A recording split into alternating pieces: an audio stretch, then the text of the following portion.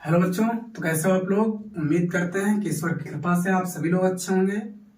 अगर बच्चों जीवन में कुछ अच्छा करना है तो उसके लिए सबसे जरूरी है कि शिक्षा का होना बहुत जरूरी है। तो कुछ करने के लिए ऐसे शिक्षा बहुत ही बहुमूल्य है ना। तो बच्चों आज की क्लास में हम पढ़ने वाले हैं मास्टर प्रैक्टिस सेट बायोलॉजी के, जो हम लगातार करा रहे हैं। जो प्रीवियस पेपर में क्वेश्चन पूछे जा चुके हैं उनके सारे सलूशन हम आपको अच्छी तरीके से दे रहे हैं। तो बच्चों करना क्या है, इन सारे प्रश्नों को आपको ऐसे क्या करना है, अच्छी तरीके से इनके नोट्स प्रिपेयर करना है, जिनको आप ताकि परीक्षा में कम समय रहते हुए इन सारे मतलब क्वेश्चन जो है मेन क्वेश्चन है जिनको क्या करना है अच्छी तरीके से पढ़ना है। तो और जिनको डेली एक्सरसाइज में आप कर सकते हो, जब टाइम मिल जाता है ना, तो ऐसे क्या कर सकते हो, आप इनको अच्छी तरीके से लिखकर याद कर सकते हो, तैयार कर सकते हो। तो बच्चों इससे पहला क्वेश्चन है कि परभक्षण क्या होता है। क्या होता है प्रेडिकेशन? जब एक जंतु दूसरे जंतु को मारकर क्या होता है, खा जाता है, तो इसी को हम क्या कहते हैं, परिभक्षण कहते हैं। हमारे कहने का मतलब ये है कि जब कोई जंतु दूसरे जंतु को क्या करता है, मारकर खा जाता है, तो इसे क्या कहते हैं, परिभक्षण कहते हैं। जैसे कि मेढक है, तो मेढक क्या करता है, कीटों को मारकर खा जाता है।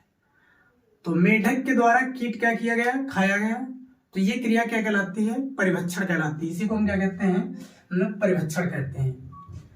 तो जो जंतु मार रहा है, जैसे मेढक ने क्या किया, मतलब से कीट को मारा, तो उसे हम, जो मारने वाला जीव है ना, जिसको वो मार रहा है, जो मार रहा है, शिकार कर रहा है, उसे हम क्या कहते हैं, परभक्षी कहते हैं। क्या कहते हैं, परभक्षी कहते हैं। और जिसका शिकार हो रहा होता है, जिसकी जान जा रही होती है, उसे क्या कहा जाता है बच्चों, भक्ष कहा जाता है। क्या कहता है, भक्ष कहा जाता है। जैसे उदाहरण में लिख सकते हो, मेढक कीट का क्या करता है, भक्षण करता है। ऐसे कई सारे जीव होते हैं, वो क्या करते हैं, अपने भोजन के लिए दूसरे जीवों को मारकर क्या करते हैं, खाते हैं। तो परभक्षण क्या होता है, जब एक जंतु दूसरे जंतु को क्या होता है, मारकर खा जाता है, तो इसे क्या कहते हैं, परिभक्षण कहते हैं। जो जंतु मार रहा होता है, जो जंतु क्या हो रहा है, मार रहा होता है, ठीक ना, उसे क्या कहते हैं, परभक्षी कहते हैं। और जिसका शिकार हो रहा है, जो मारा जा रहा है, उसे हम क्या कहते हैं, भक्ष कहा जाता है। क्या कहता है, भक्ष कहा जाता है। आगे समझते हैं। अगला बच्चों क्वेश्चन क्या है कि कीट भक्षी पादप क्या होते हैं। ऐसे पादप, जो कुछ पादप ऐसे होते हैं जो नाइट्रोजन की कमी वाली मृदा में क्या होते हैं, उगते हैं। जहां पर नाइट्रोजन कम होती है, ऐसे स्थानों पर क्या होते हैं, उगते हैं। और ये नाइट्रोजन की पूर्ति के लिए, क्या करने के लिए, नाइट्रोजन की पूर्ति करने के लिए कीटों को मारकर क्या करते हैं, खा जाते हैं।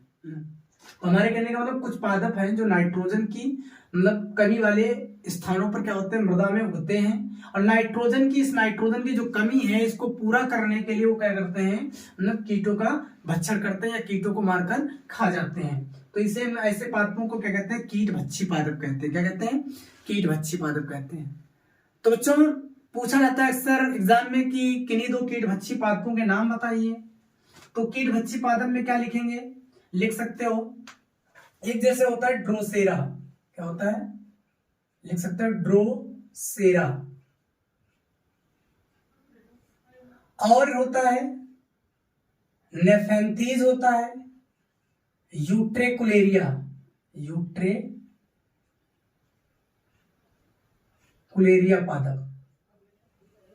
ये ऐसे पादप हैं जो नाइट्रोजन की पूर्ति के लिए क्या करते हैं, कीटों का भक्षण करते हैं, उनसे अपनी नाइट्रोजन की पूर्ति करते हैं। जैसे ड्रोसेरा हो गया, यूट्रेकुलेरिया हो गया, यूट्रेकुलेरिया, ड्रोसेरा, नेफेंथीज, ये पादप क्या होते हैं, कीट भक्षी पादप होते हैं। इंसेक्टिवेरियस प्लांट इन्हें बोलते हैं। आगे हम बात करते हैं मृतपोषी किन्हें कहा जाता है। तो बच्चों मृतपोषी क्या होते हैं, कुछ पौधे जो होते हैं ये अपना भोजन सड़े गले कार्बनिक पदार्थों के अपघटन से प्राप्त करते हैं। क्या हमने बताया कि कुछ पौधे जो अपना भोजन क्या करते हैं, सड़े गले कार्बनिक पदार्थों के अपघटन से प्राप्त करते हैं, इन्हीं को हम क्या कहते हैं, मृतपोषी कहते हैं। जैसे बहुत सारे ऐसे जीवाणु हैं या कवक हैं जो अपना भोजन क्या करते हैं, जो सड़े गले पदार्थ होते हैं उनसे अपने भोजन की पूर्ति करते हैं। इन्हीं को क्या बोला जाता है? मृतपोषी कहा जाता है। आगे यहां से समझते हैं कि सहजीविता क्या होता है, सिम्बियोसिस क्या होता है। सहजीविता क्या होता है? जब दो पादप एक दूसरे के साथ रहते हैं और दोनों एक दूसरे से लाभ प्राप्त करते हैं। दोनों एक दूसरे से क्या करते हैं? लाभ प्राप्त करते हैं। तो इसी को हम क्या कहते हैं? सहजीविता कहते हैं। तो हमने क्या बताया कि प्रकृति में कुछ ऐसे पौधे होते हैं, ठीक, जो दोनों एक साथ रहते हैं और दोनों क्या करते हैं? लाभ प्राप्त करते हैं। तो इसी को क्या कहते हैं? इसी संबंध को, दो जीवों के बीच जो संबंध है, यही क्या कहलाता है? सहजीविता कहलाता है, सिम्बियोसिस कहलाता है। जैसे उदाहरण में क्या लिखेंगे?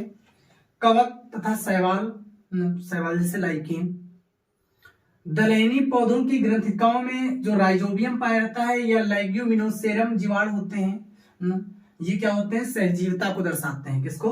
सहजीविता को दर्शाते हैं। तो उदाहरण के लिए लिख सकते हो, सहजीविता ऐसे पूछ दिया जाता है। तो जैसे कवक, शैवाल और दलहनी जो पौधे होते हैं, उनकी ग्रंथिकाओं में राइजोबियम और लेग्यूमिनोसेरम जीवाणु जो होते हैं, ये सहजीविता को दर्शाते हैं।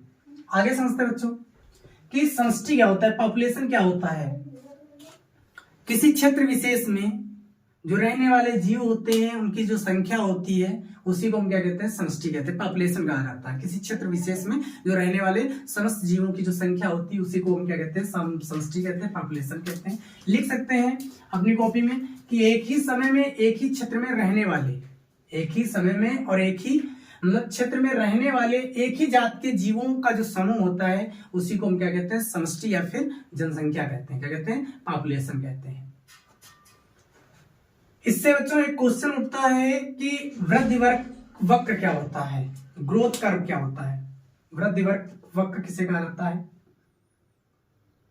तो यार जो वृद्धि वक्र होता है, ग्रोथ कर्व होता है, प्रत्येक जात की वृद्धि लाक्षणिक प्रतिरूप के साथ क्या होती है? बढ़ती जाती है।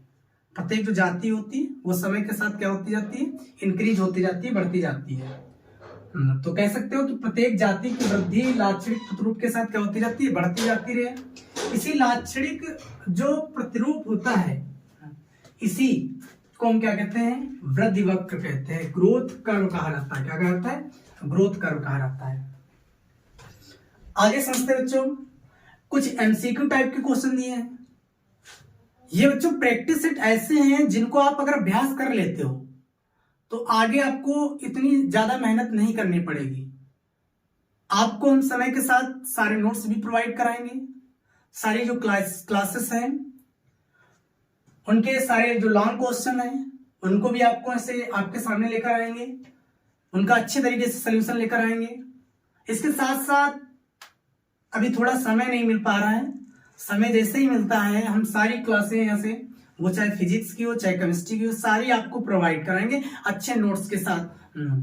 तो बच्चों करना क्या है? आपको भी मेहनत करनी है जिस तरीके से हम अपना संघर्ष कर रहे हैं, क्योंकि जो बच्चे जीवन में संघर्ष करते हैं वही आगे बढ़ पाते हैं। तो करना क्या है? आपको अदर चीजों पर ध्यान ना देकर पढ़ाई की ओर ठीक अभी ध्यान देना है और अपने आगे पथ में अच्छा मतलब आगे ठीक चलकर आप तभी अच्छा कर पाएंगे। जैसे एमसीक्यू टाइप के क्वेश्चन है कि पूछ देता है कि वायुमंडल में कौन कौन सी गैस पाई जाती है, या नाइट्रोजन कह देगा या कार्बन डाइऑक्साइड की कितनी प्रतिशत मात्रा पाई जाती है, कितने परसेंटेज में नाइट्रोजन होती है और कार्बन डाइऑक्साइड होती है। तो बच्चों बता दें कि वायुमंडल में 78% कितने 78% पाई जाती है नाइट्रोजन पाई जाती है सबसे अधिक मात्रा में। CO2 की मात्रा जो होती है 0.03% है। अगर इससे ज्यादा हो रही है, लगातार देख रहे हैं ग्लोबल वार्मिंग जो बढ़ रही है ना, इसका कारण है क्या है? CO2 की जो सांद्रता है वायुमंडल में लगातार बढ़ती जा रही है। और O2 जो है इसकी मात्रा जो है इसकी 21% है। कितनी है? 21%। तो वायुमंडल में 70% नाइट्रोजन, 0.03% कार्बन डाइऑक्साइड और 21% क्या पाई जाती है? ऑक्सीजन पाई जाती है। और शेष 1% में कई सारी गैसें होती हैं जो वायुमंडल में पाई जाती हैं। आगे बच्चों कह रहा है कि मनुष्य की आंत में पाए जाने वाले सूक्ष्म जीव, काफी अच्छा क्वेश्चन है। मनुष्य की आंत में पाए जाने वाले सूक्ष्म जीव का नाम बताना है। तो बच्चों बता दें, इस्चेरिया कोलाई क्या होता है? इस्चेरिचिया कोलाई जो है ये मनुष्य की आंत में पाए जाने वाला सूक्ष्म जीव है। और ऐसे क्या है? लैक्टोबैसिलस, लैक्टोबैसिलस जीवाणु जो होता है ये भी मनुष्य की आंत में पाए जाने वाले सूक्ष्म जीव होते हैं। तो क्या हमने बताया? इस्चेरिचिया कोलाई और लैक्टोबैसिलस जो होते हैं ये जीवाणु जो होते हैं मनुष्य की आंत में पाए जाते हैं। तो आगे समझते हैं बच्चों। कह रहा है कि अनिषेक फलन को किन हार्मोन के छिड़काव से प्रेरित किया जा सकता है? कल के क्लास में हमने तुमको समझाया था कि अनिषेक फलन क्या होता है। अनिषेक फल क्या होते हैं? तो बिना निषेचन के बताया था कि अंडाशय का फल में परिवर्तित होना। इस प्रक्रिया को बोला जाता है अनिषेक जनन। और इनसे जो प्राप्त फल होते हैं उन्हें क्या बोलते हैं? अनिषेक जनित फल कहते हैं। जैसे सेब बताया था, अंगूर होते हैं, ठीक, केला है, तो इनको ऐसे क्या कहते हैं? संतरा है, इनको अनिषेक जनित फल बोलते हैं। तो हमारे कहने का मतलब है भैया, कह रहा है क्वेश्चन कि अनिषेक फलन को किन हार्मोन के छिड़काव से प्रेरित किया जा सकता है? तो ऑक्सिन और जिब्रेलिन जैसे हार्मोन के द्वारा अनिषेक फलन को क्या किया जा सकता है? प्रेरित कर सकते हैं। आगे बच्चों बताना है कि अनार और जो नारियल है में खाने योग्य भाग कौन सा होता है? तो ये बच्चों तुमको बता देते हैं कि जो नारियल है और अनार है इसमें खाने योग्य जो भाग होता है ये बीच का भाग होता है, मध्य भाग होता है, ये खाने वाला भाग होता है।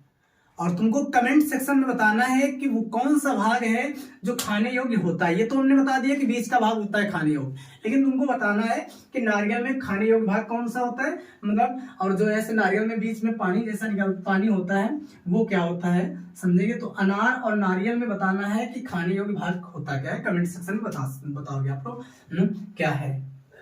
आगे समझते हैं बच्चों। कुछ 7 टाइप के क्वेश्चन दिए हैं जिनको हम करेंगे। करें ग्रीन हाउस गैस के 4 प्रमुख स्रोत बताने हैं। क्या बताने हैं? ग्रीन हाउस गैस के 4 प्रमुख स्रोत बताने हैं। तो लिख सकते हो बच्चों कि CO2 जो होती है, पहला स्रोत क्या है? पहला resources CO2 carbon dioxide. Second resources क्या है? मीथेन गैस CH4 जिसे मार्स गैस भी कहते हैं। तो अगला क्वेश्चन है बच्चों कि ग्रीन हाउस गैसों के 4 प्रमुख स्रोत बताने हैं।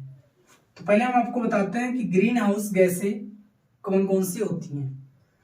तो CO2, मीथेन मतलब कार्बन डाइऑक्साइड और मीथेन, इसे मार्स गैस भी बोला जाता है। CFC क्लोरोफ्लोरोकार्बन और N2O नाइट्रस ऑक्साइड। तो आपको बताते हैं कि CO2 जो है इसका रिसोर्सेस क्या है, कहां से CO2 प्राप्त होती है? जो कारखाने होते हैं, कारखानों से निकलने वाला जो धुआं होता है, यातायात के जितने भी संसाधन हैं उनसे निकलने वाला धुआं होता है, तो उसमें कौन सी गैस होती है? कार्बन डाइऑक्साइड होती है। तो यातायात के संसाधन, कारखाने, ठीक, तो ये सब क्या है? CO2 गैस के रिसोर्सेस हैं। फिर हम मीथेन की बात करते हैं। तो मीथेन गैस जो होती है मार्स गैस, इसके रिसोर्सेस क्या है? तो बायोगैस होती है, मीथेन गैस को बायोगैस बोला जाता है, मार्स गैस। तो इसके रिसोर्सेस क्या होते हैं? इसे बायोगैस संयंत्र से भी प्राप्त किया जाता है और इसको दलदली स्थानों पर पेड़ पौधों के सड़ने से भी ये उत्पन्न होती है। आगे हम बात करते हैं कि क्लोरोफ्लोरोकार्बन CFC, इसके क्या रिसोर्सेस होते हैं, ये कहां से प्राप्त होती है? तो बच्चों ये जितने भी वातानुकूलित उपकरण होते हैं, प्रशीतक होते हैं, जैसे एयर कंडीशनर AC, रेफ्रिजरेटर, तो उनसे निकलने वाली जो CFC होती है क्लोरोफ्लोरोकार्बन, ये गैस होती है। आगे हम बात करते हैं नाइट्रस ऑक्साइड। तो बच्चों जो नाइट्रस ऑक्साइड है इसके स्रोत हैं, ये किससे प्राप्त होती है? ये गैस प्राप्त होती है जो नाइट्रोजन जनित उर्वरक होते हैं जिनमें नाइट्रोजन होती है। तो ऐसे उर्वरकों से नाइट्रस ऑक्साइड प्राप्त होती है। आगे क्वेश्चन कह रहे हैं बच्चों, जेड DNA क्या है, इसके प्रत्येक कुंडल में कितने न्यूक्लियोटाइड होते हैं। तो बच्चों बता दें कि लिख सकते हैं इसमें उच्च लवणता की स्थिति में, इसकी स्थिति में उच्च लवणता की स्थिति में बी डीएनए का जेड डीएनए में परिवर्तन होना क्या कहलाता है, जेड डीएनए कहलाता है। फिर हम बात करते हैं उच्च लवणता की स्थिति में बी डीएनए जेड डीएनए में परिवर्तित हो जाता है। इसका कुंडलन कैसा होता है, तो इसका कुंडलन होता है बच्चों वामावर्त। पूछ दिया जाता है कि जो जेड डीएनए होता है इसका कुंडलन कैसा होता है, तो कैसा होता है, वामावर्त होता है। इसका जो एक कुंडल होता है इसका व्यास कितना होता है, तो 18 एंगस्ट्रॉम होता है। कितना होता है, 18 एंगस्ट्रॉम। आगे हम बात करते हैं, कह रहा है कि इसके प्रत्येक कुंडल में कितने न्यूक्लियोटाइड होते हैं। प्रीवियस पेपर में पूछा गया है, तो इसके प्रत्येक कुंडल में कितने न्यूक्लियोटाइड होते हैं, तो 12 जोड़ी। कितने होते हैं, 12 जोड़ी लिख सकते हैं। फिर कह रहा है बच्चों कि बी कोशिकाओं व टी कोशिकाओं का निर्माण कहाँ होता है। तो बी कोशिकाओं और टी कोशिकाओं का निर्माण कहाँ होता है, तो जो बी कोशिकाएं होती हैं इनका निर्माण कहाँ होता है, अस्थिमज्जा में। कहाँ होता है, अस्थिमज्जा में। और जो टी कोशिकाएं होती हैं इनका निर्माण कहाँ होता है, इनका परिपक्वन कहाँ होता है, थाइमस ग्रंथि में। कहाँ होता है, थाइमस ग्रंथि। आगे कह रहा है कि शुक्राणु जन्म की प्रक्रिया के नियमन में कौन से हार्मोन शामिल होते हैं। तो बच्चों बता दें कि शुक्राणु जन्म की जो प्रक्रिया होती है इसके नियमन में जो सहायक हार्मोन होते हैं वो होते हैं जीआरएच, गोनेडोट्रोपिन हार्मोन। क्या होता है, gonadotropin hormone. FSH, follicle stimulating hormone. क्या लिख सकते हो, कभी कभी पूछ देता है कि एफएसएच का फुल फॉर्म क्या होता है, तो फॉलिकल स्टिमुलेटिंग हार्मोन। ये भी शुक्राणु जन्म प्रक्रिया में सहायक होता है। फिर एलएच, ल्यूटेनाइजिंग हार्मोन। क्या होता है, ल्यूटेनाइजिंग हार्मोन। और एक होता है इनहिबिन। कौन, इनहिबिन हार्मोन। फिर कह रहा है बच्चों बंद दंपतियों को संतान पाने हेतु सहायता देने वाली विधियां कौन कौन सी होती हैं। तो कह रहा है बंद दंपति, वैसे दंपति या ऐसे कपल्स जो बच्चों को जन्म नहीं दे पाते हैं, ऐसी महिलाएं जो बच्चों को जन्म नहीं दे पाती, जिनमें गर्भ धारण नहीं होता है, गर्भ नहीं ठहरता है, तो उनमें क्या होता है, इन विधियों के द्वारा क्या किया जाता है, गर्भ को धारण किया जाता है। जैसे परगनली शिशु प्रक्रिया के द्वारा, कल ही पढ़ाए थे पिछली क्लास में कि टेस्ट ट्यूब बेबी कार्यक्रम के द्वारा, इन विट्रो फर्टिलाइजेशन प्रक्रिया के द्वारा क्या किया जाता है, जो फर्टिलाइजेस्ट शुक्राणु और अंडाणु का ऐसे पहले क्या किया जाता है, लैब में फर्टिलाइजेशन कराया जाता है। फिर उसके बाद ऐसे जो भ्रूण बनता है उसको क्या कहते हैं, गर्भ के अंदर मतलब धारण किया जाता है। तो इस प्रक्रिया के द्वारा से माँ क्या करती है, बच्चे को जन्म देती है। तो ऐसी प्रक्रियाएं हैं जिनके द्वारा मतलब संतान प्राप्ति की जा सकती है।